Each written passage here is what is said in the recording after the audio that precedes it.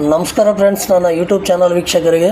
ನಾನಿವತ್ತು BMTCಯಲ್ಲಿ ಯಾರ್ಯಾರು ಕಂಡಕ್ಟರ್ ಪೋಸ್ಟ್ಗೆ ಅಪ್ಲೈ ಮಾಡಿದ್ದೀರಾ, ಜೊತೆಗೆ ಅಸಿಸ್ಟೆಂಟ್ ಅಕೌಂಟೆಂಟು ಯಾವುದು KKRTCಯಲ್ಲಿ ಅಸಿಸ್ಟೆಂಟ್ ಅಕೌಂಟೆಂಟು, ಆಮೇಲೆ ATI assistant traffic inspector, technical assistant ಮತ್ತು ಆರ್ಟಿಸ್ಟು, ಈ ಒಂದು ಹುದ್ದೆಗಳಿಗೆ ಯಾರ್ಯಾರು ಅಪ್ಲೈ ಮಾಡಿದ್ದೀರಾ ಅವರಿಗೆ ಒಂದು ಮಾಹಿತಿ ತಿಳಿಸೋಕ್ಕೆ ಬಯಸ್ತೀನಿ. ಏನಪ್ಪ ಮಾಹಿತಿ ಅಂತಂದರೆ, ನೋಡ್ಬೋದು ಸ್ನೇಹಿತರೆ, ಈ KEA ಡಿಪಾರ್ಟ್ಮೆಂಟವರು ಎಕ್ಸಾಮ್ ನಡೆಸ್ತಾ ಇದ್ದಾರೆ. ನೋಡಿ, ಕರ್ನಾಟಕ ಪರೀಕ್ಷಾ ಪ್ರಾಧಿಕಾರ ನೋಡಿ, ಡೇಟು 15/6/2024 ಒಂದು ಸ್ಟೇಟ್ಮೆಂಟ್ ಕೊಟ್ಟಿದ್ದಾರೆ. BMTC, KU, WSDB ಮತ್ತು KKRTC ಸಂಸ್ಥೆಗಳಲ್ಲಿ ಖಾಲಿ ಇರುವ ಹುದ್ದೆಗಳಿಗೆ ಸ್ಪರ್ಧಾತ್ಮಕ ಪರೀಕ್ಷೆಯ ಪರಿಷ್ಕೃತ ವೇಳಾಪಟ್ಟಿ, ಅಂದರೆ ಯಾರ್ಯಾರು ಅಪ್ಲಿಕೇಶನ್ ಹಾಕಿದ್ದೀರಾ ಅವರೆಲ್ಲರಿಗೆ ಎಕ್ಸಾಮ್ ಡೇಟ್ನ ಡಿಕ್ಲೇರ್ ಮಾಡಿದ್ದಾರೆ. ಯಾವುದಪ್ಪ ಎಕ್ಸಾಮ್ ಡೇಟು ಅಂತಂದರೆ, ನೋಡ್ಬೋದು ನೀವಿಲ್ಲಿ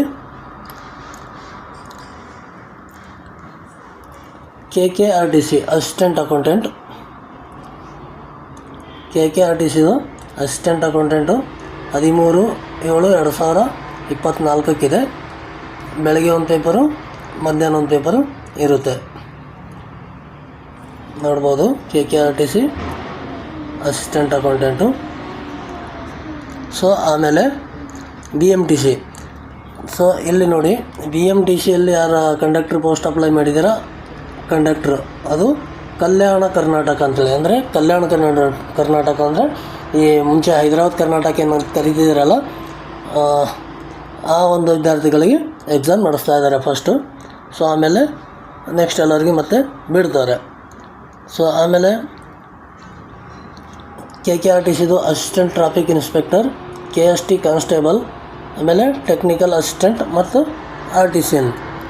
ಇವೆಲ್ಲ ಹುದ್ದೆಗಳಿಗೆ ಎಕ್ಸಾಮ್ ನಡೆಸ್ತಾ ಇದ್ದಾರೆ. ಇಲ್ಲಿ ನೋಡಿ, ಅದು ಡೇಟ್ ಬಂದು 14/7/2024, ಇದು ಸಂಡೇ ಇರುತ್ತೆ. ಇದು ಕೂಡ 2 ಪೇಪರ್ ಇದೆ, ಬೆಳಗ್ಗೆ 10:30ರಿಂದ 12:30, 2:30ರಿಂದ 4:30. ನೋಡ್ಬೋದು ಫ್ರೆಂಡ್ಸ್ ಇಲ್ಲಿ.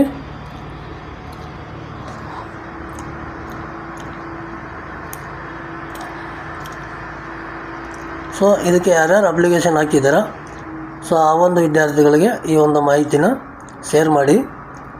ಆಮೇಲೆ ಈ ಇಲಾಖೆಯವರು ಏನು ಸಿಲೆಬಸ್ ಬಿಟ್ಟಿದ್ದಾರೋ ಸಿಲೆಬಸ್ ಪ್ರಕಾರ ಓದ್ಕೊಂಡು ಎಕ್ಸಾಮಲ್ಲಿ ಒಳ್ಳೆ ಸ್ಕೋರ್ ಮಾಡಿ ಹುದ್ದೆಯನ್ನು ಪಡ್ಕೊಳ್ಳಿ ಅಂತ ಹೇಳುತ್ತಾ, ಈ ಒಂದು ಮಾಹಿತಿನ ನಿಮಗೇನಾದರೂ ಇಷ್ಟ ಆಗಿದರೆ ನನ್ನ ಚಾನಲ್ನ ತಪ್ಪದೆ ಸಬ್ಸ್ಕ್ರೈಬ್ ಮಾಡಿ, ಜೊತೆಗೆ ಒಂದು ಲೈಕ್ ಮಾಡಿ.